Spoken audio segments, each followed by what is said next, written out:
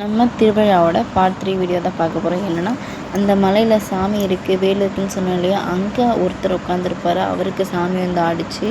அங்கே கயிறில் தொங்கிட்டு போகிறவங்க எல்லாருமே அவருக்கு போயிட்டு அந்த சாமி அபிஷேகம்லாம் பண்ணாங்க நிறையா. அதை வந்து கோவிலில் பார்த்து முடிச்சுட்டு சாமியெல்லாம் கும்பிட்டு முடிச்சுட்டு நாங்கள் எல்லோரும் வீட்டுக்கு கிளம்பிட்டோம். அப்போ கிளம்பி போகும்போது பாப்பா வந்து ரொம்ப டயர்டாயிட்டா, அவங்க அப்பாகிட்டே தூங்கிட்டு அப்படியே வந்து நடந்து வந்துகிட்டே இருந்தார் அவங்க அப்பா.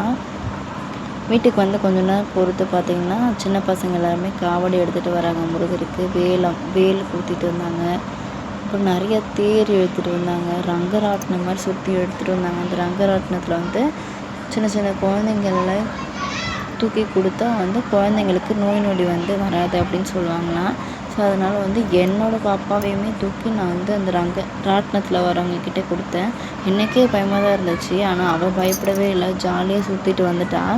அப்புறம் அவங்களாம் போனதுக்கப்புறம் ஒரு 2-3 தேர் ரொம்ப ஜாலியாகவே போயிடுச்சு அந்த தேர். இதெல்லாம் பார்க்கும்போது எனக்குமே ரொம்ப ஆசையாக இருந்துச்சு. அடுத்த வாட்டியும் இங்கே வரணும் அப்படின்ட்டு. இந்த ஊர் பேர் வந்து காட்டு சித்தாமூர் சொல்லுவாங்க. இது வந்து திருவண்ணாமலை மாவட்டம்